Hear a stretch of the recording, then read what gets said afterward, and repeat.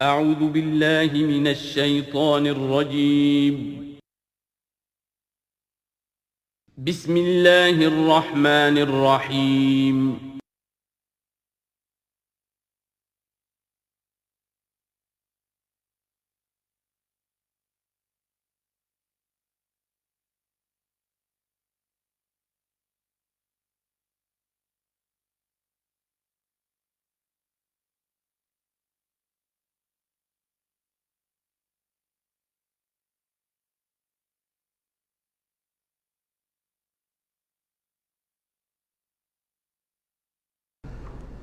الحمدللہ وکفا والصلاة والسلام علی عبادہ الذین اصطفیٰ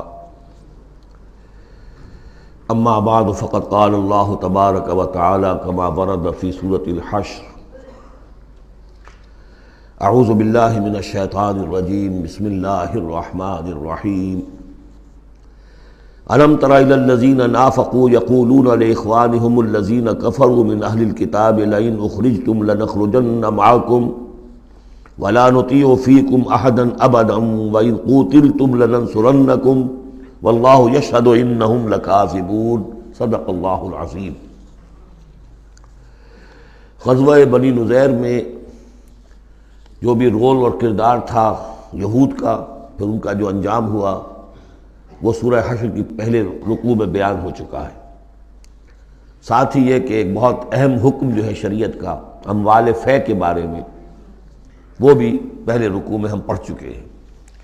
اب اس موقع پر منافقین کا جو کردار سامنے آیا تھا دوسرے رکوع میں اس کے بارے میں گفتگو ہو رہی ہے۔ الم تر الی الذین نافقوا، کیا تم نے دیکھا نہیں ان لوگوں کو کہ جو منافق ہیں، جن کے دلوں میں نفاق نے ڈیرے جما لیے ہیں۔ یقولون لاخوانہم الذین کفروا من اہل الکتاب، وہ کہتے رہے اپنے ان بھائیوں سے کہ جو اہل کتاب میں سے جنہوں نے کفر کیا تھا، ان کے بھائی تھے، دوست تھے، ان کے تعلقات تھے جو اہل کتاب میں سے تھے، اور وہ کفر پر اڑے رہے، ان سے انہوں نے کہا تھا یہ لئن اخرجتم لنخرجن معکم، دیکھو اگر تمہیں کبھی مدینے سے نکالا گیا ہم تمہارے ساتھ نکلیں گے۔ وہ دوستیاں جو ان کے درمیان حلیفانہ روابط تھے، اگر تمہیں کہیں نکالا جائے گا تو ہم بھی نکلیں گے۔ وَلَا نُطِيعُ فِيكُمْ أَحَدًا أَبَدًا، اور تمہارے معاملے میں کبھی بھی ہم کسی بھی شخص کی اطاعت نہیں کریں گے۔ یعنی ٹھیک ہے ہم ایمان تو لے آئے ہیں، مسلمانوں میں شامل ہو گئے ہیں، اور ہم محمد کا حکم مانتے بھی ہیں بعض معاملات کے اندر، لیکن یہ ہے کہ تمہارے ساتھ ہماری دوستی جو ہے وہ پختہ ہے، تمہارے ساتھ ہمارے حلیفانہ تعلقات ہیں وہ بہت قدیمی ہیں، اور ہمارا تمہارے معاملے میں جو ہے ہمارا طرز عمل تبدیل نہیں ہوگا، اور اگر کوئی اقدام محمد نے صلی اللہ علیہ وسلم تمہارے خلاف کرنے کا فیصلہ کیا تو ہم اس میں ان کا ساتھ نہیں دیں گے۔ لَنَخْرُجَنَّ مَعَكُمْ وَلَا نُطِيعُ فِيكُمْ أَحَدًا أَبَدًا وَإِن قُوتِلْتُمْ لَنَنصُرَنَّكُمْ، اور اگر تمہارے ساتھ جنگ کی گئی تو ہم لازماً تمہاری مدد کریں گے۔ واللہ یشہد انہم لکاذبون، اور اللہ گواہی دیتا ہے کہ وہ جھوٹ بول رہے تھے۔ لئن اخرجوا لا یخرجون معہم، اگر وہ نکالے جائیں گے وہ ان کے ساتھ نہیں نکلیں گے۔ ولئن قوتلوا لا ینصرونہم، اور اگر ان سے جنگ کی جائے گی تو وہ ان کی مدد نہیں کریں گے۔ ولئن نصروہم لیولن الادبار، اور اگر کہیں ان کی مدد کر بیٹھیں گے تو فوراً بھاگیں گے، پیچھے دکھا دیں گے۔ ثم لا ینصرون، اور پھر ان کی کہیں سے مدد نہیں ہو سکے گی۔ یعنی اگر ان میں جمع مردی ہوتی تو یہ سچے مسلمان ہی کیوں نہ بن گئے ہوتے؟ ایمان لائے تھے، اگر ہمت ہوتی ان میں، کوئی قوت ارادی ان کی صحیح ہوتی، کوئی غیرت اور حمیت ہوتی، کوئی اپنی ہی ذات کی عزت کا کوئی خیال ہوتا، تو یہ ہرچے بادہ باد پھر ایمان لانے کے بعد ان کا طرز عمل جو ہے کیوں نہ وہی ہو جاتا کہ جو اہل ایمان کا تھا۔ بودے ہیں، بودے ہونے کی وجہ سے تو نفاق پیدا ہوا ان میں۔ اب اگر یہ کہتے ہیں کہ ہم تمہاری مدد کریں گے اور لازماً لڑ جائیں گے، ہر ایک سے لڑ جائیں گے، تو یہ سب جھوٹ ہے۔ اول تو یہ کہ اگر یہ نکالے گئے تو وہ ان کے ساتھ نہیں نکلیں گے، ان سے جنگ کی گئی تو ان کا ساتھ نہیں دیں گے، اور اگر کوئی اکا دکا ان میں سے ایسا نکل بھی آیا سر پھرا کہ جو اپنے اس وعدے کو پورا کرنے کے لیے ان کے ساتھ شامل ہو کر جنگ کرے گا، تو پھر یہ کہ جھٹ وہ بھاگ جائے گا، میدان چھوڑ جائے گا، اور یہ کہ پیٹھ دکھا دے گا۔ لَأَنْتُمْ أَشَدُّ رَهْبَةً فِي صُدُورِهِمْ مِنَ اللَّهِ، مسلمانوں یقیناً تمہارا ڈر ان کے دلوں میں کہیں زیادہ ہے بنسبت اللہ کے ڈر کے۔ یہ اللہ سے اتنا نہیں ڈرتے جتنے کہ تم سے ڈرتے ہیں۔ ذالک بانہم قوم لا یفقہون، اور یہ اس لیے ہے کہ انہیں اصل سمجھ حاصل نہیں۔ اصل سمجھ حاصل ہو تو ایمان حاصل ہو جائے، علم حقیقی حاصل ہو جائے، پھر آدمی جان لے کہ اصل زندگی تو آخرت کی زندگی ہے، دنیا کی زندگی تو کھیل کود اور تماشا ہے، اس کے سوا کچھ نہیں۔ لا یقاتلونکم جمیعا، یہ کبھی بھی جنگ نہیں کریں گے تمہارے خلاف مل کر، الا فی قری محصنۃ، مگر یہ کہ کہیں ایسی بستیوں میں کہ جن کو پوری طرح فورٹیفائیڈ ہوں، جن کی کہ فصیلیں کھڑی ہوں، مضبوط ہوں، ان کے اندر سے ہو کر جنگ کریں گے، او من ورائے جدر، یا دیواروں کے پیچھے سے، باسہم بینہم شدید، ان کے آپس کے جھگڑے جو ہے وہ بہت سخت ہے۔ اگر تو خلوص اور اخلاص کسی میں شخص کے اندر ہو تو اللہ کے ساتھ مخلص کیوں نہ ہو جائے گا، اللہ کے رسول کے ساتھ کیوں نہ مخلص ہو جائے گا۔ ظاہر بات ہے کہ بزدلی اور خود غرضی، یہ دو چیزیں ہیں کہ جو در حقیقت ان کے مزاج کا جزو لا ینفک ہے، اور وہی تو اصل سبب ہے ان کے نفاق کا۔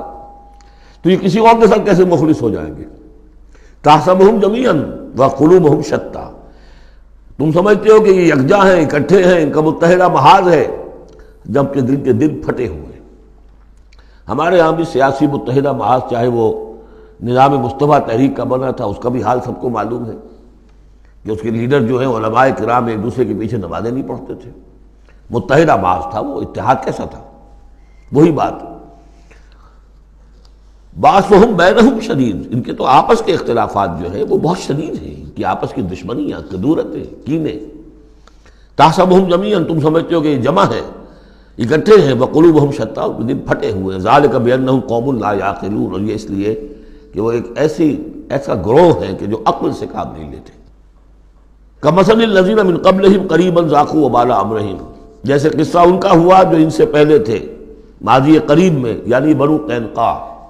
سب سے پہلے بنو قینقاع کا معاملہ ہوا تھا، پھر یہ بنی نضیر کا ہوا، پھر 5ویں سال میں غزوہ احزاب کے ضمیمے کے طور پر بنو قریظہ کا ہوا۔ وَلَهُمْ عَذَابٌ عَلِيمٌ، ان کے لیے بہت ہی دردناک عذاب ہے۔ کمثل الشیطان، یا پھر مثال ہے شیطان کی، اذ قال للانسان اکفر، جبکہ وہ انسان سے کہتا ہے کرو کفر، فلما کفر، اور جب انسان کفر کرتا ہے، قال انی بریء منک انی اخاف اللہ رب العالمین، وہ کہتا ہوں میں تم سے علیحدہ ہوں، میرا تم سے کوئی تعلق نہیں، میں تو اللہ سے ڈرتا ہوں جو تمام جہانوں کا رب اور مالک اور پروردگار ہے۔ فکان عاقبتہما انہما فی النار خالدین فیہا، تو ان دونوں کی عاقبت یہ ہے کہ وہ شیطان بھی اور وہ انسان بھی، دونوں کی عاقبت یہ ہے کہ وہ رہیں گے آگ میں اور ہمیشہ ہمیشہ رہیں گے۔ وذالک جزاء الظالمین، اور یہی ہے ظالموں کا بدلہ، جیسا کہ سورہ قاف میں ہم پڑھ چکے ہیں کہ وہ قرین جو ہوگا، اس گناہگار کافر اور مشرک کا جو قرین ہوگا، وہ جب لے کر آئے گا، حاضر کرے گا، قال قرینہ ھذا ما لدی عتید، اور اللہ تعالیٰ کی طرف سے حکم آئے گا فرشتوں کو، القیا فی جہنم کل کفار عنید، تو وہ کیا کہے گا، ربنا ما اطغیتہ ولکن کان فی ضلال بعید، اور اللہ تعالیٰ فرمائیں گے لا تختصموا لدی وقد قدمت الیکم بالوعید ما یبدل القول لدی وما انا بظلام للعبید۔ تیسرا رکوع اور آخری رکوع جو ہے اس سورہ حشر کا، یہ پھر قرآن مجید کا ایک بہت اہم مقام ہے۔ میں آج سوچ رہا تھا کہ میں بار بار جو کہتا ہوں آپ سے، یہ قرآن کا بہت اہم مقام ہے، یہ قرآن کا بہت اہم مقام ہے، تو اس کی بھی ایک حقیقت سمجھ لیجئے۔ قرآن حکیم میں تو کوئی ایک حرف اور ایک لفظ بھی غیر اہم نہیں ہے، البتہ مختلف اعتبارات سے مختلف مقامات کی ایک ریلیٹیولی زیادہ اہمیت ہے۔ بعض مقامات حکمت کے ہیں، بعض مقامات جو ہیں وہ فلسفیانہ ہیں، بعض مقامات وہ ہیں کہ جو جدید سائنس کے حوالے سے بڑے اہم ہیں، بعض مقامات وہ ہیں جو روح دین سے بحث کرتے ہیں، بعض مقامات وہ ہیں جو ایمان کی ماہیت کو واضح کرتے ہیں، ایمان کیا ہے۔ تو اس اعتبار سے یقیناً مختلف مقامات جو ہیں وہ مختلف اعتبارات سے اور حیثیتوں سے وہ زیادہ اہمیتوں کے حامل ہیں۔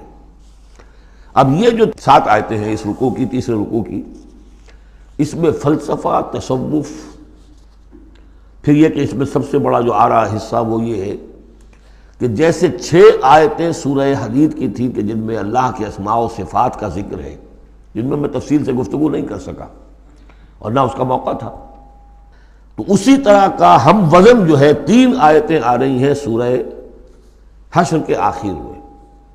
قرآن حکیم میں اسماء خداوندی کا سب سے بڑا گلدستہ، 16 اسماء ایک جگہ پر اور کہیں نہیں، 8 اسماء ایک آیت میں، الملک القدوس السلام المومن المہیمن العزیز الجبار المتکبر سبحان اللہ عما یشرکون، ایک ہے۔ تو اس اعتبار سے یہ حصہ بہت اہم ہے۔ فرمایا یا ایھا الذین آمنوا اتقوا اللہ ولتنظر نفس ما قدمت لغد واتقوا اللہ ان اللہ خبیر بما تعملون، اہل ایمان اللہ کا تقوی اختیار کرو، اور چاہیے کہ ہر جان یہ دیکھتی رہے کہ اس نے کل کے لیے کیا آگے بھیجا ہے۔ اللہ کا تقوی اور آخرت کا احساس، کل کے لیے کیا بھیجا، ما قدمت لغد، یہ بڑی کل ہے۔ ایک کل تو وہ ہے کہ جو کل سورج طلوع ہوگا تو شروع ہو جائے گی، اور ایک بڑی کل وہ ہے آنے والی ہے جو بعث بعد الموت کے بعد آنے والی ہے، وہ بڑی کل ہے۔ اس کل کے لیے کیا بھیجا ہے آگے، کیا سامان ہے، کیا توشہ ہے، کیا تم نے کمائی ہے جو جمع کرائی ہے، وہ جو اس کائناتی حکومت کا جو سب سے بڑا ریزرو بینک ہے، امپیریل بینک ہے اس کائنات کا، اللہ تعالیٰ کے ہاں کیا جمع کرایا۔ اور دیکھیے 2 مرتبہ ایک آیت میں واتقوا اللہ، اللہ کا تقوی، اللہ کا خوف۔ لیکن یہ خوف اصل میں اس طرح کا خوف نہیں ہوتا جو کسی خوفناک شے کا خوف ہوتا ہے۔ ایک ہے شیر کا خوف یا سانپ کا خوف، ایک خوف والد کا خوف ہوتا ہے، وہ محبت کے تحت ہوتا ہے۔ میرے والد جو ہے ناراض نہ ہو جائیں، میں اپنے والد کے احساسات اور جذبات کو مجروح نہ کر بیٹھوں، وہ مایوس نہ ہو جائے مجھ سے، اللہ ناراض نہ ہو جائے، یہ خوف۔ یا ایھا الذین آمنوا اتقوا اللہ ولتنظر نفس ما قدمت لغد واتقوا اللہ ان اللہ خبیر بما تعملون، یقیناً جو کچھ تم کر رہے ہو اللہ اسے باخبر ہے۔ اگلی آیت ہے جسے علامہ اقبال نے قرار دیا کہ ان کے فلسفہ خودی کی سورس یہ ہے۔ سید نذیر نیازی نے ہمارے ہاں قرآن کانفرنس میں باقاعدہ بیان کیا، ان کے مضمون میں بھی موجود ہے یہ، کہ میں نے حضرت علامہ سے یہ سوال کیا کہ آپ کے فلسفہ خودی کے بارے میں بڑی جیب گوئیاں ہوتی ہیں، کوئی کہتا ہے کہ فلاں نیٹشے سے آپ نے اخذ کر لیا ہے، فلاں سے کر لیا ہے، آپ بتائیے کہ آپ کے فلسفہ خودی کی سورس کیا ہے۔ تو علامہ نے فرمایا کہ اچھا کل آ جانا فلاں وقت۔ تو کہتے ہیں کہ میں اتنا خوش رہا کہ شاعر مشرق اور حکیم الامت مجھے یہ اعزاز بخش رہے ہیں کہ میں جاؤں گا اور وہ مجھے ڈکٹیٹ کرائیں گے کہ میرے فلسفہ خودی کی سورس کیا ہے۔ تو میں گیا اور بہت خوش خوش گیا، پینسل کاپی لے کر گیا۔ میں گیا تو کہا ذرا قرآن مجید اٹھا لاؤ، تو ایک تو مجھ پر وہ ویسی پڑ گئی۔ پھر کہا کہ ذرا کھولو سورہ حشر نکالو اور یہ آیت پڑھو، وَلَا تَكُونُوا كَالَّذِينَ نَسُوا اللَّهَ فَأَنسَاهُمْ أَنفُسَهُمْ أُولَٰئِكَ هُمُ الْفَاسِقُونَ۔ یہ ہے میرے فلسفہ خودی کی سورس۔ دیکھنا مسلمانوں، ان لوگوں کی طرح نہ ہو جانا جنہوں نے اللہ کو بھلا دیا، تو اللہ نے انہیں اپنے آپ سے غافل کر دیا۔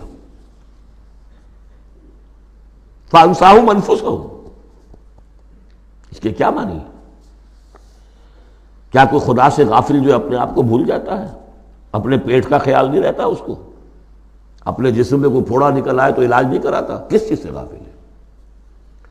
وہ اپنے جسم سے غافل نہیں، وہ اپنے حیوانی وجود سے غافل نہیں، اس کے تقاضوں سے غافل نہیں، اس کی اپ کیپ، اس کی مینٹیننس، اس کی ویئر اینڈ ٹیئر کو درست کرتے رہنا، کسی چیز سے غافل نہیں۔ معلوم ہوا کہ اس حیوانی وجود کے علاوہ کوئی حیثیت ہے انسان کی، اصل حقیقت جس کو انسان بھول جاتا۔ اور یہ ہم پڑھ چکے ہیں، سورہ مجادلہ کے اندر بھی الفاظ آئے تھے کہ شیطان نے انہیں اللہ کو بھلا دیا۔ فَأَنسَاهُمْ ذِكْرَ اللَّهِ اسْتَحْوَذَ عَلَيْهِمُ الشَّيْطَانُ فَأَنسَاهُمْ ذِكْرَ اللَّهِ، شیطان نے ان پر قابو پا لیا ہے اور انہیں بھلا دیا ہے، اللہ کے ذکر سے غافل کر دیا ہے۔ تو جو لوگ اللہ کو بھلا دیتے ہیں وہ اپنے آپ سے، اپنی اصل حقیقت سے غافل ہو جاتے ہیں۔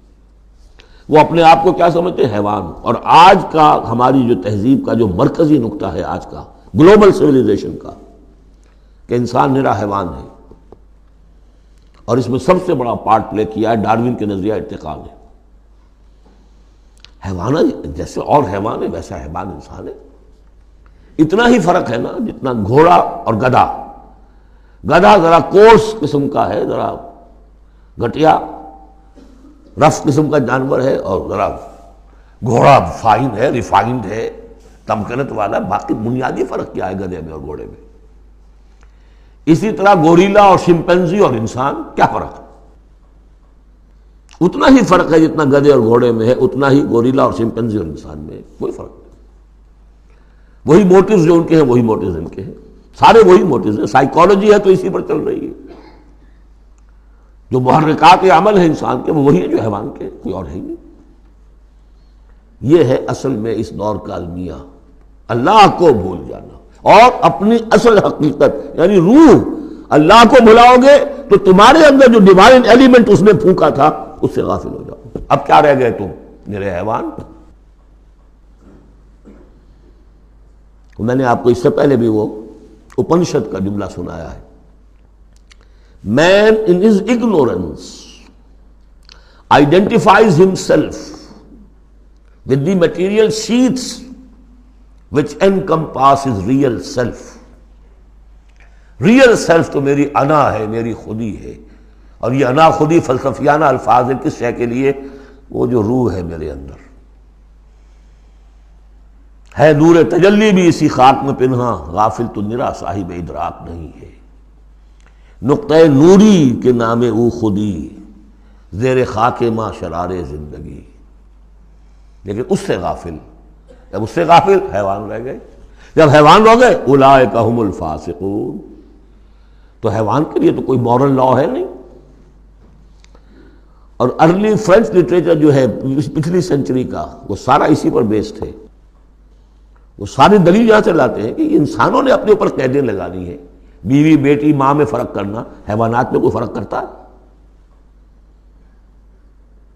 نیوڈسٹ کلب سے اگر پوچھے کہتے ہیں حیوانات میں سے کوئی لباس پہنتا ہے؟ انسان نے خواب کا تکلف ایجاد کر لیا. ان کے لیے سورس ہے وہی حیوانوں کی زندگی، انہی سے سبق حاصل کرو. یہ ہے انسان کے اندر صرف حیوان نہیں ہے. جیسے کہ شیخ سعدی نے کہا تھا آدمی زیادہ طرفہ معجون است از فرشتہ سرشتہ وز حیوان. یہ جو انسان ہے آدم زاد یہ ایک معجون مرکب ہے. اس میں فرشتہ بھی، سرشتہ کہتے ہیں گوندنے کو، آٹے کو پانی کو ملا کر گوندتے ہیں آپ، یکجان کرتے ہیں. تو از فرشتہ سرشتہ وز حیوان، اس میں ایک فرشتہ بھی ہے ایک حیوان بھی ہے، دونوں گندے ہوئے. فرشتہ ہے روح، عالم امر کی شے، اور وہ نور سے پیدا کیا. روح بھی روح عالم امر کی شے، یہ سلونک انی روح قل روح من امر ربی، یہ بھی نور سے پیدا کی گئی. نقطۂ نوری یہی ہے. تو ولا تکونوا کالذین نسوا اللہ فانساہم انفسہم اولئک ھم الفاسقون. لا یستوی اصحاب النار واصحاب الجنہ، دیکھو برابر نہیں ہو سکتے آگ والے اور جنت والے. اصحاب الجنت ھم الفائزون، یقیناً جنت والے ہی کامیاب ہوں گے. اللہم ربنا اجعلنا منہم، اللہم ادخلنا الجنت مع الابرار، اللہم اجرنا من النار، یا مجیرو یا مجیرو یا مجیر. اس کے بعد آیت آئی ہے قرآن مجید میں عظمت قرآن کے بیان میں عظیم ترین آیت. لو انزلنا هذا القرآن على جبل لرأيته خاشعا متصدعا من خشیۃ اللہ. اگر ہم اس قرآن کو اتار دیتے کسی پہاڑ پر تو تم دیکھتے کہ وہ دب جاتا، متصدعا پھٹ جاتا، من خشیۃ اللہ، اللہ کے خوف سے. میں نے جو شروع میں تعارف قرآن پر جو گفتگو کی تھی اس میں اس کا حوالہ دیا تھا عظمت قرآن کے لیے. قرآن ایز سچ، قرآن فی نفسہ ہی اس کی عظمت کیا ہے. ایک ہے قرآن کی افادیت کیا ہے، دو چیزیں جدا ہیں. ایک فی نفسہ ہی وہ کیا ہے، اس کی عظمت کیا ہے. ایک یہ کہ اس کا فائدہ کیا ہے، افادیت کیا ہے. افادیت پر بس ہم آیت پڑھ چکے، لیکن خاص طور پر دو آیتیں سورہ یونس کی. یا ایھا الناس قد جاءتکم موعظۃ من ربکم وشفاء لما فی الصدور وہدی ورحمۃ للمؤمنین قل بفضل اللہ وبرحمتہ فبذلک فلیفرحوا هو خیر مما یجمعون۔ لیکن قرآن فی نفسہ ہی اگر ہم اسے اتار دیتے کسی پہاڑ پر تو تم دیکھتے کہ وہ دب جاتا، پھٹ جاتا۔ اور اس کے لیے میں تشریح کر چکا ہوں، سورہ اعراف میں جو معاملہ ہوا تھا کہ حضرت موسیٰ علیہ السلام نے عرض کیا تھا اللہ سے رب ارنی انظر الیک، اور اللہ نے فرمایا کہ تم مجھے نہیں دیکھ سکتے، لن ترانی ولکن انظر الی الجبل فإن استقر مکانہ فسوف ترانی، ذرا اس پہاڑ کو دیکھو، ہم اپنی تجلی اس پر ڈالیں گے، اگر وہ سہار جائے، کھڑا رہ جائے اپنی جگہ پر، برداشت کر جائے، تو تم بھی سمجھنا کہ ہاں ہمیں دیکھ سکو گے۔ فلما تجلی ربہ للجبل، جب اس کے رب نے ایک اپنا پرتو، ایک جلوہ، ایک تجلی کیا ہے؟ روشنی، ایک نور، اس نور کا جو اللہ نے تعالیٰ نے وہ پرتو ڈالا اس پہاڑ پر، جعلہ دکا وخر موسیٰ صعقا، وہ ریزہ ریزہ ہو گیا، اور تجلی باری تعالیٰ، ذات باری تعالیٰ کی تجلی کے بالواسطہ مشاہدے کا اثر ہوا ہے کہ حضرت موسیٰ بے ہوش ہو کر گر گئے۔ اب نوٹ کیجئے، یہ بالکل وہی بات ہے جو تمثیل کی شکل میں آ رہی ہے۔ فرق کیا ہے؟ وہ تجلی ذات تھی باری تعالیٰ کی، یہ تجلی صفات ہے۔ کلام اللہ، اللہ کا کلام ہے، کلام متکلم کی صفت ہوتا ہے، اس کی بھی تاثیر وہی ہے جو ذات باری تعالیٰ کی تاثیر ہے۔ اس کو علامہ اقبال نے ادا کیا ہے، فاش گویم آنچ در دل مضمرست، میں صاف ہی کھول کے بیان کر دوں جو میرے دل میں مضمر ہے، چھپی ہوئی بات ہے۔ این کتاب نیست چیزیں دیگر است، یہ قرآن کتاب نہ سمجھو اسے، کتاب نہیں کچھ اور ہے۔ کیا ہے؟ مثل حق پنہاں ہم پیداست، آج ہم نے وہ آیت بھی پڑھ لی، الظاہر والباطن، اللہ الظاہر بھی ہے الباطن بھی ہے، تو ذات باری تعالیٰ جیسے الظاہر بھی ہے الباطن بھی ہے، اسی طرح مثل حق پنہاں ہم پیداست، یہ چھپا ہوا بھی ہے اور ظاہر بھی ہے، سامنے بھی ہے۔ اس لیے میں بیان کر چکا ہوں وہاں سورہ واقعہ میں، لا یمسہ الا المطہرون، جب تک کہ اندر پاک نہ ہو چکا ہو قرآن کے حقیقی معرفت اور معانی تک انسان پہنچ نہیں سکتا، چھلکوں تک رہے گا، ہڈی ہوگی اس کے ہاتھ میں، گودا نہیں ہوگا اس کے پاس۔ ماذ قرآن مغزہ برداشتے، استخاں پیش سگاں انداختے، مغز تک نہیں پہنچ سکتا۔ وہ ہے اصل میں قرآن مجید کا معاملہ کہ تجلی صفات باری تعالی، صفت ہے کلام کی، اور کلام میں آپ کو معلوم ہے متکلم کی پوری شخصیت جو ہے منعکس ہو جاتی ہے۔ کوئی شخص ہے، کوئی بھٹیارن ہے، کوئی اور ہے، بڑبونجا ہے، اب ان کی اپنی زبان ہے، ان کا ایک جملہ آپ سنیں گے پتہ چل جائے گا یہ کون بول رہا ہے، یہ کون بول رہی ہے، اس لیے کہ پوری شخصیت، ان کا ذہن و فکر کا حدود اربع، ان کی تہذیب و تمدن کے ساتھ کس درجے ان کا کوئی تعلق ہے یا نہیں ہے، سب واضح ہو جائے گا، تانت بازی راگ پایا۔ تو اللہ کا کلام ہے یہ، لو انزلنا هذا القرآن على جبل لرأيته خاشعا متصدعا من خشیۃ اللہ وتلك الامثال نضربها للناس لعلهم يتفکرون، اور یہ مثالیں ہیں جو ہم لوگوں کے لیے بیان کرتے ہیں تاکہ وہ فکر کریں، غور کریں، سوچیں۔ اب یہاں سے وہ 3 آیتیں شروع ہو رہی ہیں، وہاں 6 تھیں۔ صفات اور اسماء ہمارے ہاں جو ایمان کے لیے جو یاد کیے ہوں گے آپ نے، اگر اللہ تعالیٰ نے بچپن میں یہ موقع آپ کو دیا ہو، تو ایمان مجمل، ایمان مفصل۔ ایمان مجمل کے الفاظ کیا ہے؟ آمنت باللہ کما ہوا باسمائہ و صفاتہ وقبلت جمیع احکامہ، تو اسماء اور صفات، صفات باری تعالیٰ کے موضوع پر سورہ حدید کی پہلی 6 آیات، یہ قرآن مجید کا ذروہ سلام ہے، چوٹی، سلام، چوٹی، ذروہ کہتے ہیں اونٹ کے کوہان کو، کوہان کی بھی اونچی جو سب سے نمایاں شے ہوتی ہے۔ اسماء پر یہ سب سے بڑا گلدستہ ہے۔ اور ایک خاص بات جو میں نے وہاں نوٹ نہیں کرائی تھی آپ کو، سورہ حدید میں واحد مقام ہے قرآن مجید کا جہاں اسماء باری تعالیٰ کے مابین حرف عطف واو آیا ہے، هو الاول والآخر والظاہر والباطن، اور کہیں نہیں ہے۔ 4 اسماء آئے ہیں سورہ جمعہ کے شروع میں، یسبح للہ ما فی السماوات و ما فی الارض الملک القدوس العزیز الحکیم، کوئی حرف واو نہیں۔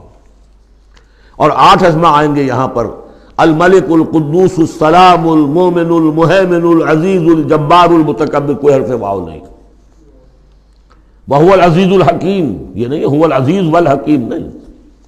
اس کی وجہ کیا ہے؟ اللہ تعالیٰ کے تمام اسماء، اللہ کی تمام صفات اس کی ذات میں بیک وقت موجود ہیں۔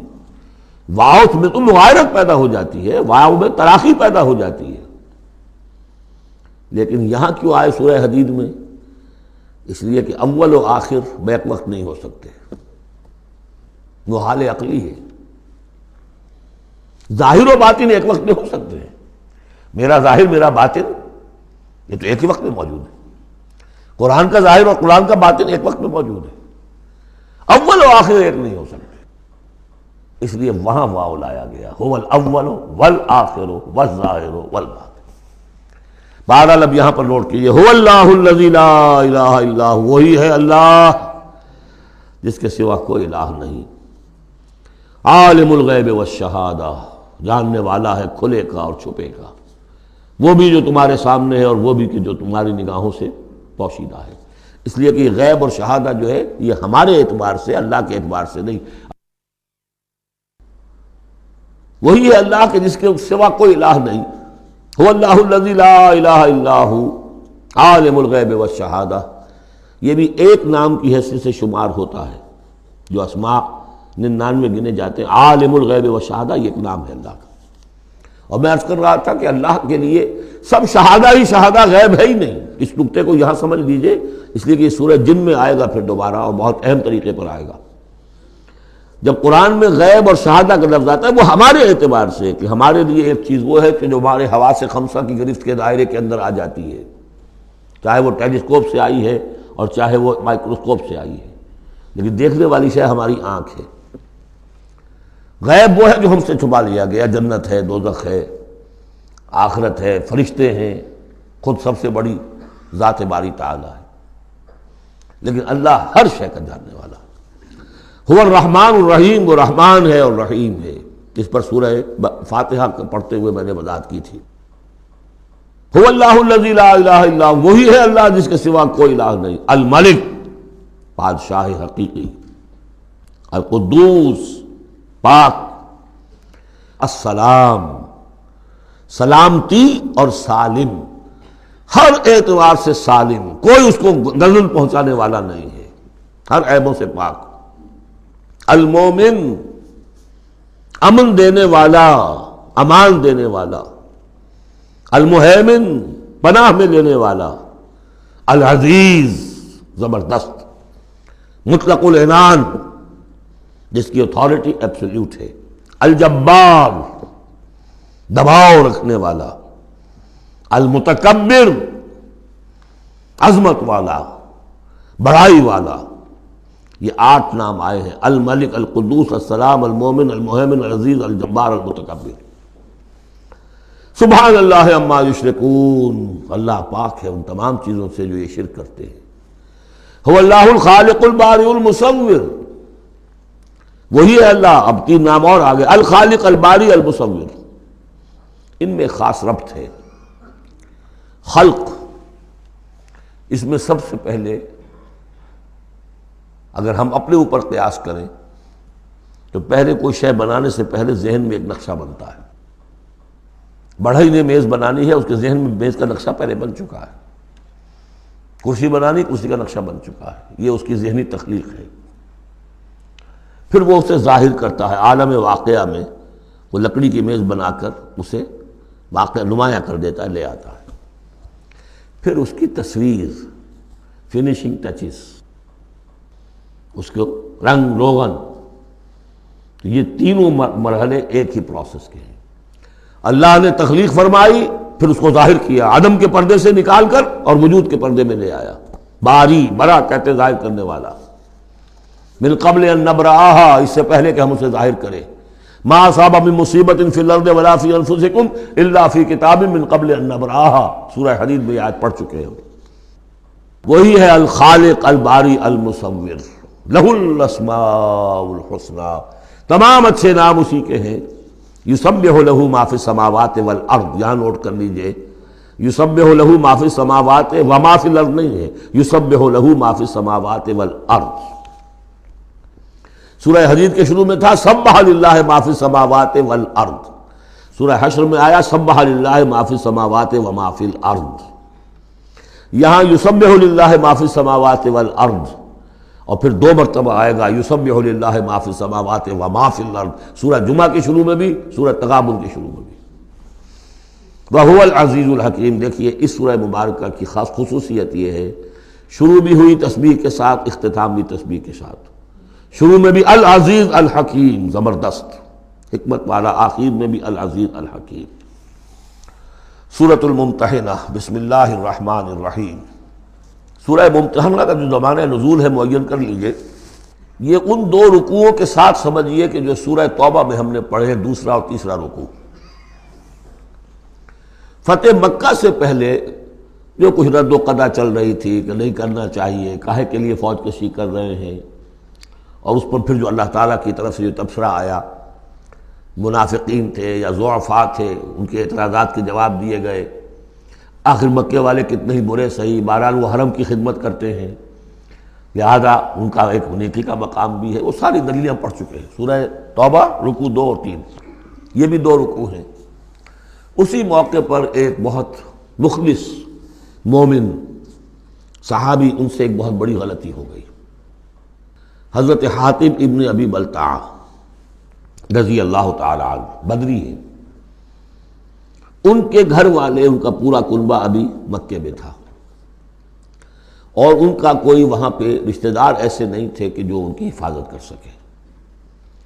انہیں یہ اندیشہ ہوا کہ اگر واقعی اب جنگ ہو گئی اور اگر ہم جا رہے ہیں مکے پر چڑھائی کرنے کے لیے، تو پھر یہ ہے کہ مکے میں جو مشرکین ہیں، کفار ہیں، وہ میرے بچوں کو، میرے گھر والوں کو شدید نقصان پہنچا سکتے ہیں، لہٰذا میں ان کے ساتھ کوئی نیکی کروں تاکہ میرے اس احسان کو پیش نظر رکھ کر وہ میرے گھر والوں کا لحاظ کریں۔ انہوں نے ایک خط لکھا مکے والوں کے نام، اور اس میں گویا کہ وہ سیکریٹ جو ہے وہ لیک کر دیا کہ محمد اب تم پر چڑھائی کرنے والے ہیں صلی اللہ علیہ وسلم۔ یہ احسان دھرا۔ ایک عورت کو وہ خط دیا، اس عورت نے اس خط کو اپنی چٹیا میں باندھ لیا تاکہ تلاشی لی جائے تو کہیں سے نکلے نہ، اور وہ عورت وہ خط لے کر روانہ ہو گئی۔ ادھر حضور کو اللہ تعالیٰ نے وحی سے مطلع کر دیا۔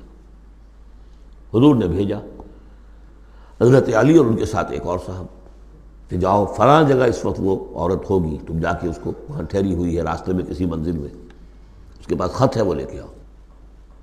وہاں پہنچے، عورت موجود تھی، محمد رسول اللہ کی دی ہوئی خبر تو غلط نہیں ہو سکتی تھی۔ اس سے پوچھا، نہیں قتل نہیں۔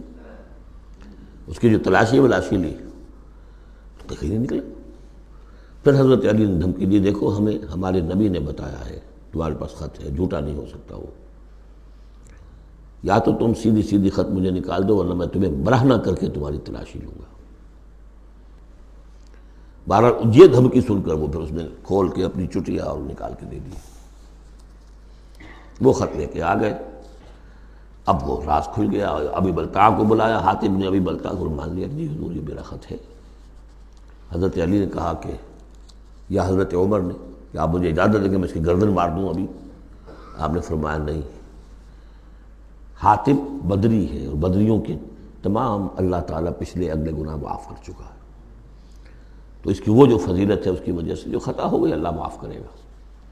تو وہ ہے اصل میں کشاکش پس منظر میں جس میں کہ یہ صورت نازل ہو رہی ہے۔ یا ایھا الذین آمنوا لا تتخذوا عدوی وعدوکم اولیاء، اہل ایمان تم میرے اور اپنے دشمنوں کو اپنا دوست اور ولی نہ بناؤ۔ ان کی خیر خواہی، ان کی بھلائی، ان پہ احسان کرنے کی کوشش، ان کے ساتھ اپنے گڈ آفیسز بلڈ کرنے کی کوشش۔ تلقون الیہم بالمودۃ، تم ان پر ان کی طرف رجوع کرتے ہو، بھیجتے ہو پیغام دوستی کے، خلوص و اخلاص کے۔ وقد کفروا بما جاءکم من الحق، حالانکہ انہوں نے کفر کیا ہے، انکار کیا ہے اس حق کا جو تمہارے پاس آیا ہے۔ یخرجون الرسول وایاکم، وہی ہیں جو نکالتے ہیں، یعنی جنہوں نے نکالا ہے رسول کو صلی اللہ علیہ وسلم، تمہیں بھی نکالا ہے، ان تؤمنوا باللہ ربکم، صرف اس جرم کی پاداش میں کہ تم ایمان رکھتے ہو اللہ پر، اپنے رب پر۔ ان کنتم خرجتم جہادا فی سبیلی، اگر تو تم نکلے تھے مکے سے اور تم نے ہجرت کی تھی اس لیے کہ میری راہ میں جہاد کرو گے، تو یہ طرز عمل تمہیں اس کے منافی ہے۔ وابتغاء مرضاتی، اور میری رضا جوئی کے لیے تم نکلے تھے، تو سرون الیہم بالمودہ، تم خفیہ پیغامات بھیجتے ہو ان کو دوستی کے، احسان کے مبنی۔ وَأَنَا أَعْلَمُ بِمَا أَخْفَيْتُمْ، تم نے خفیہ پیغام بھیجا، میں تو خوب جانتا ہوں جسے تم چھپاتے ہو، وَمَا أَعْلَنْتُمْ، جسے تم ظاہر کرتے ہو، وَمَنْ يَفْعَلْهُ مِنْكُمْ فَقَدْ ضَلَّ سَوَاءَ السَّبِيلِ، جو کوئی بھی تم میں سے یہ کام کرے گا وہ تو پھر سیدھے راستے سے بھٹک گیا۔ یہ ایک آیت ہے، اب تک نوٹ کر لیجیے مدنی صورتوں کا جو مزاج ہے۔ یا ایھا الذین آمنوا لا تتخذوا عدوی وعدوکم اولیاء تلقون الیہم بالمودۃ وقد کفروا بما جاءکم من الحق یخرجون الرسول وایاکم ان تؤمنوا باللہ ربکم ان کنتم خرجتم جہادا فی سبیلی وابتغاء مرضاتی تسرون الیہم بالمودۃ وانا اعلم بما اخفیتم وما اعلنتم ومن یفعلہ منکم فقد ضل سواء السبیل۔ ان یثقفوکم یکونوا لکم اعداء، اگر وہ کہیں تمہیں پا لیں، یعنی تم ان کے ہاتھ لگ جاؤ، ہتھے چڑھ جاؤ، وہ تمہارے ساتھ دشمنی کریں گے۔ وَيَبْسُطُوا إِلَيْهِمْ أَيْدِيَهُمْ، اپنے ہاتھ بڑھائیں گے تمہاری طرف، وَأَلْسِنَتَهُمْ، اور اپنی زبانیں، بِالسُّوءِ، برے ارادے کے ساتھ تمہیں نقصان پہنچائیں گے، ان کی زبانیں بھی ان کے ہاتھ بھی۔ وَوَدُّوا لَوْ تَكْفُرُونَ، اور ان کی خواہش ہوگی شدید کہ کسی طرح تم بھی دوبارہ کافر ہو جاؤ۔ لَن تَنفَعَكُمْ أَرْحَامُكُمْ، تمہیں ہرگز نفع نہیں پہنچائیں گے تمہارے رحمی رشتے، وَلَا أَوْلَادُكُمْ، نہ تمہاری اولادیں، یوم القیامہ، قیامت کے دن، یفصل بینکم، اللہ فیصلہ کر دے گا تمہارے مابین، واللہ بما تعملون بصیر، اور جو کچھ تم کر رہے ہو اللہ اسے دیکھ رہا ہے۔ قد کانت لکم اسوۃ حسنۃ فی ابراہیم والذین معہ، تمہارے لیے ایک اچھا نمونہ ہے، بہت عمدہ ماڈل ہے، اسوہ حسنہ ہے، فی ابراہیم والذین معہ، ابراہیم اور ان کے ساتھیوں کے معاملے میں، ان کی شخصیتوں کی صورت میں۔ اذ قالوا لقومہم، جبکہ انہوں نے کہا اپنی قوم سے، برملا کہہ دیا، انا براء منکم، ہم بری ہیں تم سے، ومما تعبدون من دون اللہ، اور جن کو بھی تم پوج رہے ہو اللہ کے سوا، ہمارا ان سے کوئی رشتہ نہیں، کوئی تعلق نہیں، ہم اعلان برات کر رہے ہیں ان سے۔ کفرنا بکم، ہم منکر ہوئے تم سے بھی، وبدا بیننا وبینکم العداوۃ والبغضاء ابدا، اور اب تمہارے اور ہمارے مابین عداوت اور بغض اور بیر شروع ہو چکا ہے، اب یہ ہمیشہ باقی رہے گا، حتیٰ تؤمنوا باللہ وحدہ، جب تک کہ تم ایمان نہ لاؤ اللہ پر توحید کے ساتھ۔ یعنی جب تک اس طرح لنگی تلوار نہ بن جائے ایک مومن، حزب اللہ کو لنگی تلوار بننا پڑتا ہے، رشتوں کو کاٹنا پڑتا ہے، وَلَوْ كَانُوا آبَاءَهُمْ أَوْ أَبْنَاءَهُمْ أَوْ إِخْوَانَهُمْ أَوْ عَشِيرَتَهُمْ، سورہ مجادلہ میں پڑھا ہے ابھی۔ تو یہ حضرت ابراہیم علیہ السلام کا معاملہ، الا قول ابراہیم لأبیہ لأستغفرن لک، سوائے اس کے کہ ابراہیم نے ایک وعدہ کیا تھا اپنے باپ سے کہ میں آپ کے لیے ضرور استغفار کروں گا۔ یہ سورہ مریم میں ہم پڑھا ہے، جب اس نے کہا تھا کہ تم نکل جاؤ، وَاہْجُرْنِی مَلِیًّا، اراغب انت عن آلہتی یا ابراہیم لئن لم تنتہ لارجمنک واہجرنی ملیہ، حضرت ابراہیم نے کیا کہا تھا؟ سلام علیک ساستغفر لک ربی انہ کان بی حفیہ، میں آپ کے لیے ابا جان، میں اپنے اللہ سے دعا کروں گا، استغفار کروں گا۔ وما املک لک من اللہ من شیء، مجھے اختیار کوئی نہیں ہے آپ کے بارے میں اللہ کے ہاں، کچھ نہیں، آخری اختیار اللہ کا ہے۔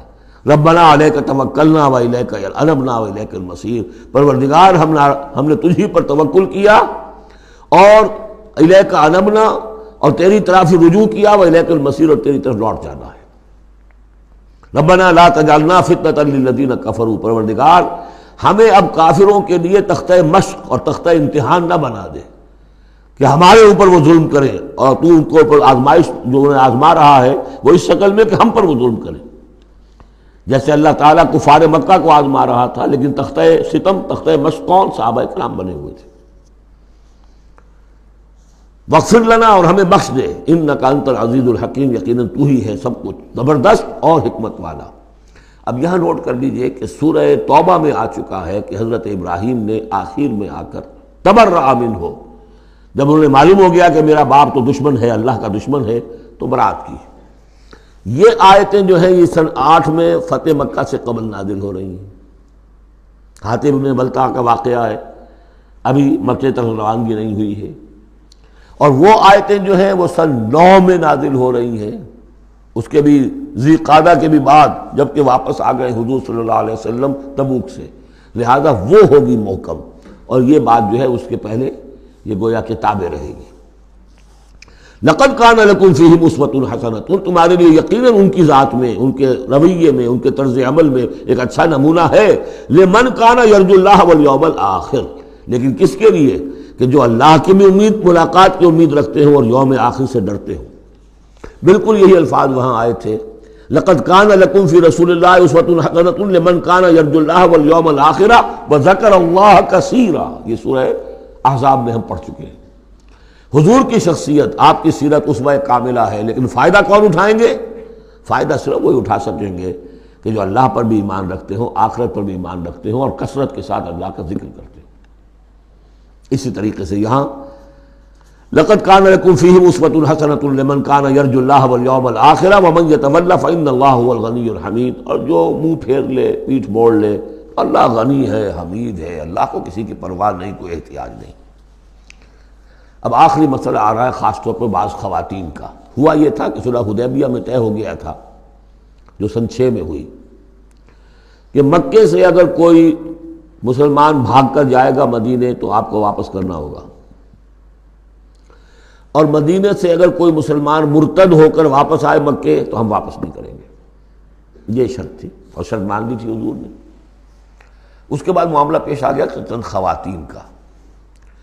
اب ظاہر بات ہے کہ اب خواتین جو ہے ان میں سے کوئی مدینے آ گئی، مطالبہ ہوا ان کا واپس کریں، جو مسلمان تھی ایمان لے آئی تھی۔ حضور نے فرمایا نہیں، وہ مردوں پر بحث تھی، ساری گفتگو جو ہوئی تھی وہ رجال سے متعلق تھی، نساء کی نہیں، لہذا ان کو واپس نہیں کیا جائے گا، اور نہیں کیا گیا۔ لیکن یہ کہ اب جو وہاں سے خواتین آ رہی ہیں، کہہ رہی ہیں کہ ہم تو صاحب ایمان ہیں، اس لیے ہم ہجرت کر کے مکے سے آ گئی ہیں یہاں۔ اندیشہ یہ تھا کہ ان میں کہیں جاسوس نہ آ رہے ہوں، مکے والے جو ہیں ان کے ذریعے سے کچھ اسکینڈلائز نہ کریں ہماری سوسائٹی کو، کچھ کہہ نہیں سکتے، لہذا ان کا معاملہ کیا کیا جائے۔ پھر یہ کہ ان کے شوہر تو وہاں ہیں، شادی تو وہاں ہوئی ہوئی ہے ان کی، تو آیا یہ اب یہاں مسلمانوں کے لیے حلال ہے اس درجے میں کہ وہ ان سے نکاح کر سکیں، یا وہ رشتہ برقرار رہے گا؟ کافر جو ہے ان کی بیویاں یہ مسلمان ہو گئی، یہ آ گئی۔ تو یہ مسائل تھے خواتین کے کہ جن کو اس رکوع میں سورہ ممتحنہ کے اور آخر میں پھر خواتین کی بیعت کا تذکرہ ہے اس میں۔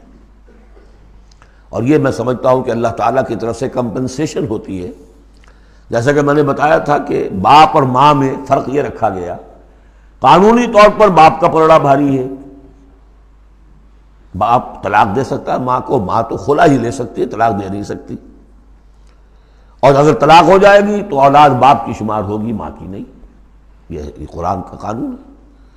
لیکن دوسری طرف ماں کی خدمت 3 درجے زیادہ ضروری ہے باپ سے، خدمت میں 3 درجے فائق رکھ دیا ماں کو، اور کہا کہ جنت اس کے قدموں تلے۔ تو کمپنسیشن ہوتی ہے، کسی ایک جگہ پر کمی ہے تو دوسری جگہ اس کو، اسی کا نام بیلنس ہے۔ یہ ترازو کے یہ دونوں جو ہیں، اگر بازو جو ہیں یہ برابر ہے تو ایک سیر ادھر ڈالیں گے، ایک سیر ادھر ڈالیں گے، ترازو کی ڈنڈی سیدھی رہے گی۔ ایک چھوٹا ہے ایک بڑا ہے تو چھوٹے میں اب زیادہ ڈالنا پڑے گا اور بڑے میں کم، تب وہ تو یہ بیلنس تو تب ہوگا کہ وہ جو کمی ہے اس کو پیش نظر رکھیں۔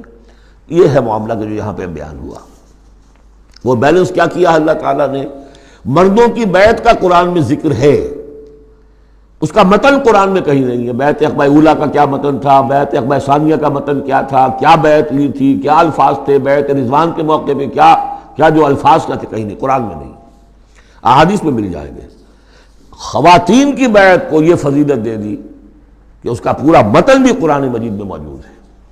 فرمایا عسى اللہ ان یجعل بینکم وبین الذین عادیتم منہم مودہ، ہو سکتا ہے مسلمانوں کہ جو تمہارے اور جن کے مابین دشمنی پڑ گئی ہے اللہ تعالیٰ تمہارے مابین پھر دوستی پیدا کر دے. کیسے پیدا کر دے؟ وہ ایمان لے آئے. فَإِخْوَانُكُمْ فِي الدِّينِ. اور کوئی زیادہ دور تو نہیں تھا مرحلہ. فتح مکہ کے بعد سن 9 میں وہ آیات آئیں کہ 4 مہینے کی یہ مہلت ہے، اس میں ایمان نہیں لاؤ گے تو گردنیں اڑا دی جائیں گی. سب کے سب لوگ ایمان لے آئے. تو اب ہو گئے بھائی اخوانکم فی الدین. عسى اللہ ان یجعل بینکم وبین الذین عادیتم منهم مودۃ واللہ قدیر واللہ غفور رحیم. اللہ ہر شے پر قادر ہے اور غفور ہے اور رحیم ہے. لا ینہاکم اللہ عن الذین لم یقاتلوکم. اللہ تعالیٰ تمہیں ان لوگوں سے نہیں روکتا کہ جنہوں نے تم سے کبھی جنگ نہیں کی، فی الدین، دین کے معاملے میں، ولم یخرجوکم من دیارکم، اور نہ تمہیں نکالا تمہارے گھروں سے، ان تبروہم وتقسطوا الیہم، کہ تم ان کے ساتھ کوئی بھلائی کرو یا انصاف کا معاملہ کرو. جہاں بھی ولایت کا معاملہ نہیں ہے، کافر کو ولی نہیں بنایا جا سکتا، پشت پناہ، مددگار، حمایتی، قلبی محبت نہیں ہو سکتی، لیکن کوئی نیک سلوک کرنا، کوئی بھلائی کرنا، اس میں کوئی اعتراض نہیں. کافروں کے ساتھ کرو. جو غیر حربی ہے، جس کے ساتھ جنگ نہیں ہے، جس نے کبھی آپ کے خلاف آپ کے کسی دشمن کی مدد نہیں کی ہے، اس کا معاملہ مختلف رہے گا. ان اللہ یحب المقسطین. اللہ تعالیٰ انصاف کرنے والوں کو پسند کرتا ہے. انما ینہاکم اللہ عن الذین قاتلوکم فی الدین. تمہیں اللہ روک رہا ہے ان سے کہ جنہوں نے تم سے جنگ کی ہے دین کے معاملے میں، دین کی وجہ سے. واخرجوکم من دیارکم. نکالا ہے تمہیں تمہارے گھروں سے. وظاہروا علی اخراجکم. اور انہوں نے گٹھ جوڑ کیا ہے تمہارے نکالنے پر، ایک دوسرے کی مدد کی ہے. ان تولوہم. کہ تم ان کے ساتھ ولایت، باہمی ولایت، باہمی کا رشتہ قائم کرو، اس سے روکا ہے. ومن یتولہم. اور جو کوئی ان کے ساتھ دوستی کرے گا، فاولئک ھم الظالمون. تو وہی لوگ ہیں کہ جو ظالم ہیں. یا ایھا الذین آمنوا. یہاں سے اب خواتین کا معاملہ. یا ایھا الذین آمنوا اذا جاءکم المؤمنات مہاجرات. اہل ایمان جب تمہارے پاس آئیں مومن خواتین ہجرت کر کے، فامتحنوہن. تو ان کا ذرا امتحان لے لیا کرو، دیکھ بھال کر لیا کرو، یہ واقعی مومن ہے. کچھ تھوڑی سی انٹروگیشن ہو، سرسری سی اندازہ ہو جائے. لیکن اللہ اعلم بایمانہن. باقی یہ کہ اللہ تعالیٰ بہتر جانتا ہے کسی کے دل میں ایمان ہے یا نہیں ہے. آپ کے لیے ناممکن ہے کہ آپ اس کی صحیح تفتیش کر سکیں. تاہم پھر بھی کسی درجے میں ایک احتیاطی تدبیر ہے اختیار کرو کہ دیکھ لیا کرو کہ وہ واقعتاً ایمان والی ہے. فَإِنْ عَلِمْتُمُوهُنَّ مُؤْمِنَاتٍ. پھر اگر تم دیکھو کہ وہ مومن ہے، واقعتاً مومن ہے، فَلَا تَرْجِعُوهُنَّ إِلَى الْكُفَّارِ. تو اب انہیں لوٹاؤ نہیں کفار کی طرف. لا ہن حل لہم. نہ وہ اب ان کافروں کے لیے حلال رہی ہیں، ولا ہم یحلون لہن. نہ وہ ان کے لیے حلال ہے. وآتوہم ما انفقوا. جو کچھ انہوں نے خرچ کیا تھا، مہر دیا تھا، وہ لوٹا دو، یہاں سے دے دو، بھجوا دو. فلاں کافر، اس کی بیوی مسلمان ہو گئی، یہاں آ گئی ہے، اب یہاں تعلق ازدواج ختم ہوا، جو مہر تم نے دیا تھا وہ واپس کر رہے ہیں. دیکھیے یہ ہے عدل و انصاف. جیسے کہ حضرت خالد بن ولید نے ایک موقع پر، جبکہ شام کے محاذ پر ذرا پیچھے ہٹنا پڑا، غالباً ابو عبیدہ کا معاملہ تھا رضی اللہ تعالی عنہما، تو ایک شہر جس سے کہ جزیہ لے لیا گیا تھا، پھر چونکہ وہاں سے پسپائی جو ہے ٹیکٹیکل موو کے طور پر وہاں سے پیچھے ہٹنا پڑا، تو وہ سارا جزیہ واپس کر دیا. ہم جا رہے ہیں، اب آپ لوگوں کی حفاظت کا ذمہ ہم نہیں لے سکتے. ذمہ کا مطلب ہے ہمیں آپ کی حفاظت کی ذمہ داری پوری کرنی تھی، نہیں کر سکتے، یہ رقم واپس. اور دھاڑے مار مار کر وہ روئے کہ یہ لوگ فرشتہ لوگ یہ جا رہے ہیں ہمیں چھوڑ کر. تو یہاں بھی کہا جا رہا ہے کہ وہ کافر ہیں، لیکن یہ کہ ان کے جو انہوں نے مہر وغیرہ دیا ہوا ان مسلمان عورتوں کا واپس کر لوٹا دو. ولا جناح علیکم ان تنکحوہن اذا آتیتموہن اجورہن. اور اے مسلمانوں، تم پر کوئی حرج نہیں ہے، کوئی گناہ نہیں ہے کہ تم اب ان خواتین سے نکاح کر لو جبکہ تم انہیں ان کے مہر ادا کر دو. ولا تمسکوا بعصم الکوافر.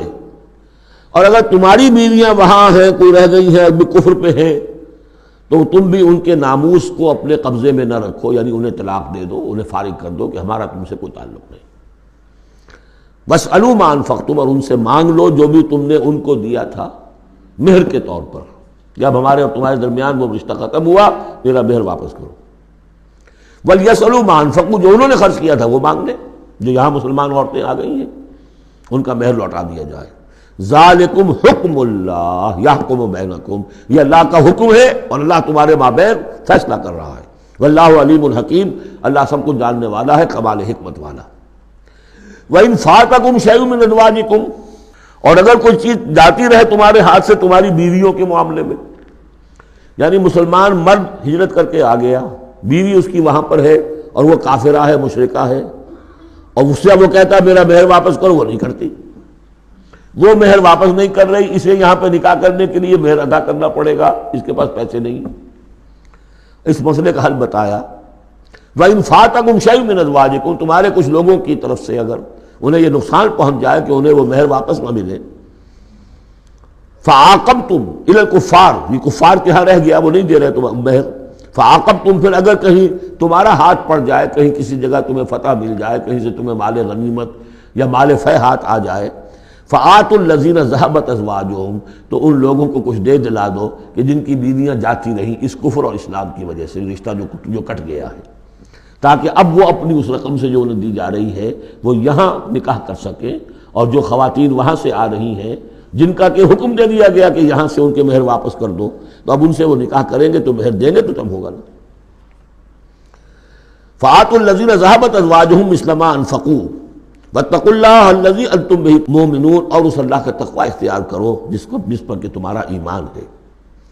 یا ایھا النبی، اے نبی صلی اللہ علیہ وسلم، اذا جاءک المؤمنات یبایعنک، جب آپ کے پاس آئیں مومن خواتین آپ سے بیعت کرتی ہوئی، علی اللہ یشرکن باللہ شیئا، پہلی شرط یہ ہے کہ وہ عہد کریں کہ وہ اللہ کے ساتھ کسی شے کو شریک نہیں کریں گی، ولا یسرقن، دوسری یہ کہ چوری نہیں کریں گی، ولا یزنین، کوئی بدکاری نہیں کریں گی، ولا یقتلن اولادہن، اپنی اولاد کو قتل نہیں کریں گی، ولا یاتین ببہتان یفترینہ بین ایدیہن وارجلہن، اور نہ ہی وہ کوئی ایسا طوفان باندھیں گی، کوئی بہتان لگائیں گی جو ان کے ہاتھوں اور پاؤں کے مابین سے ہو، سیکسول سکینڈلز، کوئی عورت جو تہمت لگا دے کسی کے اوپر اس نے میری آبرو ریزی کی ہے یا اس نے کسی اور اعتبار سے، تو یہ چیزیں بھی نہیں، اور یہ ہوتا رہا ہے، انبیاء تک کے ساتھ ہوا ہے۔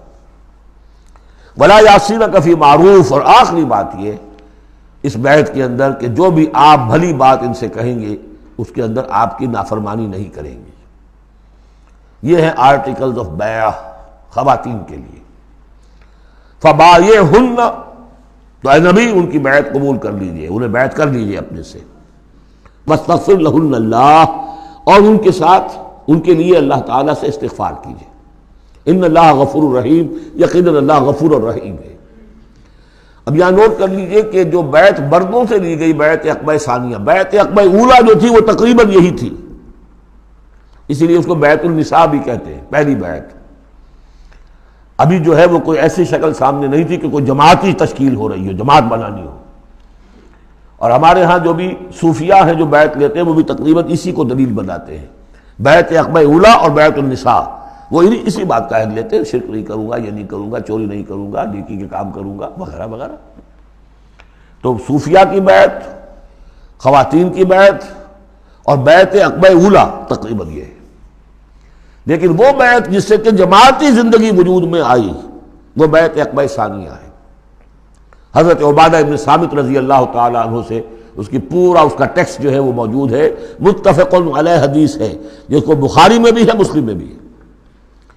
بایعنا رسول اللہ صلی اللہ علیہ وسلم، وہ فرماتے ہم نے بیعت کی تھی اللہ کے رسول سے صلی اللہ علیہ وسلم، علی السمع والطاعۃ، آپ کا ہر حکم سنیں گے، اطاعت کریں گے، فی العسر، تنگی اور مشکل میں بھی، والیسر، اور آسانی میں بھی، والمنشط، اس حالت میں بھی کہ ہماری طبیعتوں میں انشراح ہو کہ ہاں یہ کام واقعتاً بہت مفید ہے، صحیح ہے، والمکرہ، اور اس حالت میں بھی کہ ہمیں اپنی طبیعتوں پر جبر کرنا پڑے، ہمیں اس فیصلے کے ساتھ اتفاق نہ ہو، وعلی اثرۃ علینا، اور اس کے باوجود کہ دوسروں کو ہم پر ترجیح دے دی جائے۔ ترجیح دے دی جائے کس بات میں؟ آپ امیر بنا رہے ہیں فلاں شخص کو، یہ تو ابھی نوبارد ہے، ابھی آیا ہے، ابھی شامل ہوا ہے ہم میں، اور ہم پرانے آپ کے ساتھی ہیں، نہیں، پریروگیٹو ہے یہ آپ کا، جس کو چاہیں امیر بنائیں۔ وعلی اللہ نضال الامر اہلہ، جنہیں آپ ذمہ دار بنائیں گے ان سے ہم جھگڑیں گے نہیں، ان سے لڑیں گے نہیں، ان کی اطاعت کریں گے۔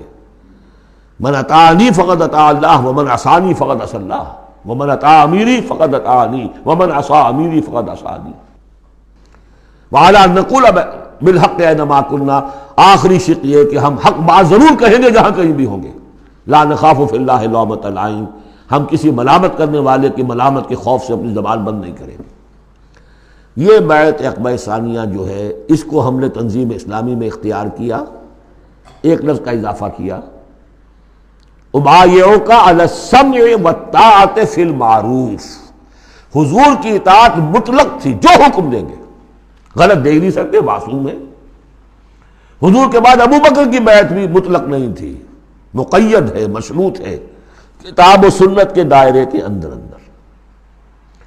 یہ بیعت ہے چونکہ اس کے بعد حضور نے پہلی مرتبہ ایک تنظیمی ڈھانچہ قائم کیا کہ مدینے میں آپ نے 12 نقیب مقرر کر دیے.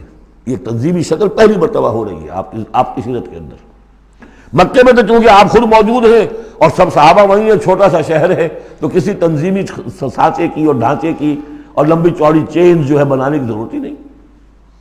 اب مدینہ دور ہے، وہاں کے کچھ لوگ 9 خزرج میں سے اور 3 اوس میں سے آپ نے نقیب بنائے، اب ان کی ذمہ داری بنی.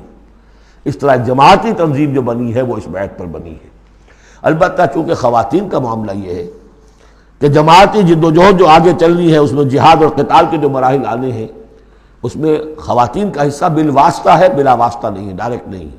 وہ بیعت ان سے نہیں دی گئی بلکہ یہی بیعت لی گئی ہے کہ اس کے اندر یہ افعال ہیں، یہ نہیں کریں گے. اور یہ کہ ہاں جو امیر ہیں حضور صلی اللہ علیہ وسلم جو بھی حکم دیں گے، جو بھلائی کا حکم ہوگا اس میں ان کی نافرمانی نہیں کریں گے. اس کو ہم نے تنظیم میں خواتین کی بیعت کے لیے بعین ہی یہی الفاظ اختیار کیے.